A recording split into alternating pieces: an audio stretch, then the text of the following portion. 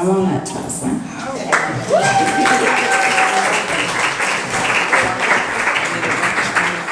Okay. Hello, everybody. All right. So, thank you for holding space for us this evening. So, I'm going to tell my lovely story. So, my therapist had asked me in one session, Jocelyn, what's your dream car? So I sat there, I was a little confused, like, what the hell does this got to do with my session? I mean, I know I'm here for healing, but a car? Okay. So I sat there and I said, I'll tell you what kind of car I want. I got it right here on my vision board. It's a Lexus GX truck. It's about $55,000. I can't afford it right now, but that's what I wanted at the time. I said, with leather seats. I said, panorama roof, Wi-Fi, Bluetooth. And she was just nodding agreement with me. And she said, wow, that's a nice car. And I said, yeah. So she took notes. And I'm still lost. Like, what did she ask me? Is this like what you want to call, like a warmer, like warming up to me? So I was like, okay. So then she said, well, Jocelyn, do you have that car now?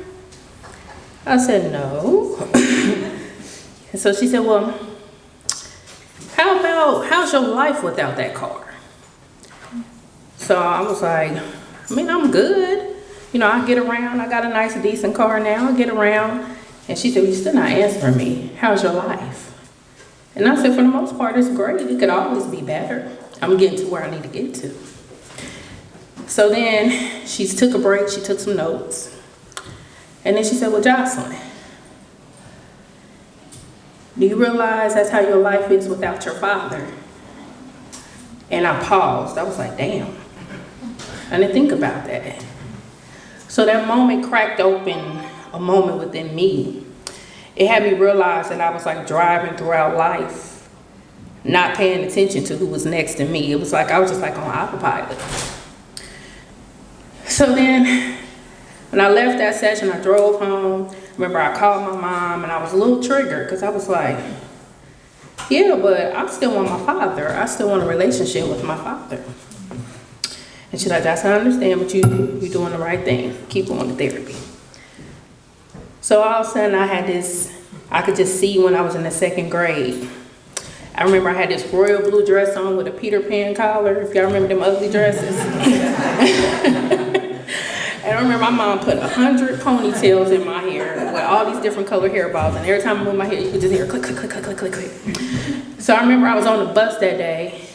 And I remember I was excited that day because my dad was coming to pick me up finally. So I was like, oh, hope he likes my dress. Oh, how's it gonna be? Do I get to finally meet my sisters? All those questions went through my head.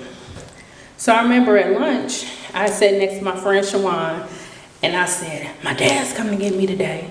And she was like, okay. Like, that was abnormal. But for me, it was abnormal. But I didn't tell her that. So that evening when I got home off the bus, I ran in the house, dropped my book back down, and I said, Mom, did my dad call? She said, no, not yet. So I played for a little bit, and then I sat around, and then I decided to sit on the porch.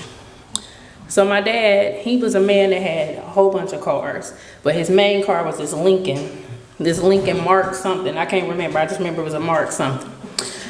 And so I sat on the porch. I seen cars come up the street. I'm like, oh, is that my dad? Seen a white car that looked like his, but it wasn't him.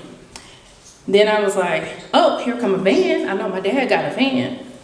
It still wasn't him. So my mother came to the screen door and she said, Jocelyn, you want to come on in? I said, no, ma'am. Because I was going to wait on him because I knew he was coming. I just knew it. I said, this man told me out his mouth he was coming to get me today. So later on, the sun started to drop. The streets got quiet. Barely no cars coming down because my street was a very popular street because they used to like to coast down that hill. Growing up, no cars. So I'm like, okay. So then all of a sudden that silence just hit my belly. So then my mom said, come on in. So I came in and I remember I laid in her lap and I just cried and I said, why would he say he's coming to get me? What did I do wrong? What's wrong with me? Why doesn't he want me? And I could tell my mother wanted to cry, but she knew she had to be strong for me.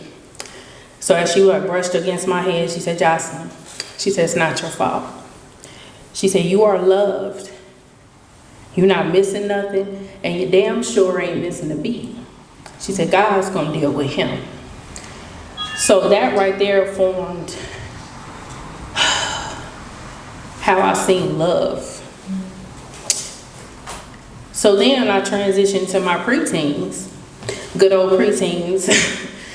And I remember my mom, her motorcycle club, because both of my parents was in the motorcycle club.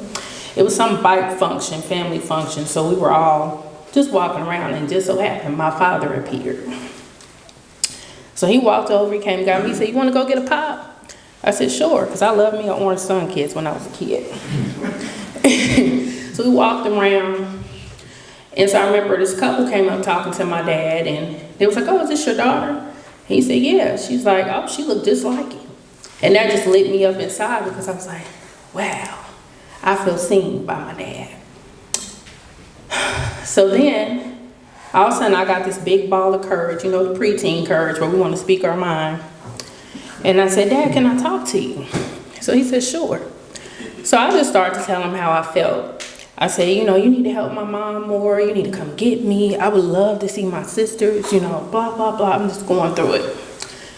Next thing you know, my dad just started crying, not a word, with just tears just rolling down his eyes.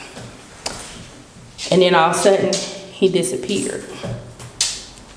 So then it was just like, okay, I thought my words was doing something. I thought it was going to change the scenario, but it didn't. So then from there, that's when I was like, okay, he's not, I just got to accept the fact he's just not going to be in my life. I have to say, I don't need him. And then I went back to what my mother said, you're fine, you're loved, you're good.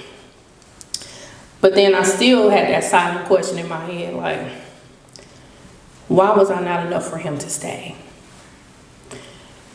And then that same question traveled into my love life. I ended up dating a guy, I thought he was thebomb.com. You couldn't tell me nothing about that man. I mean, very charismatic, very attractive. You know, he made me feel seen. I felt validated. But then all of a sudden, his mask came off. And then he started dimming the lights on me. It was to the point I handed him the keys, and I didn't even know where he was going. I was just entrusting him with everything in my life. And then that's when I realized, I said, uh-oh, there go that father wound again. Because I was too busy searching for my dad in my relationships. So then after that, once the relationship ended, I had the power to end that relationship. It was very emotionally abusive. Like mixed in with like passion. So when I let it end, I was stranded. I felt confused. It was just like, you know how a car you see off the side of the road is just smoking, and you just like, Lord, and especially me, I don't know what to do. All I know is about an oil change. So, so I was just standing there.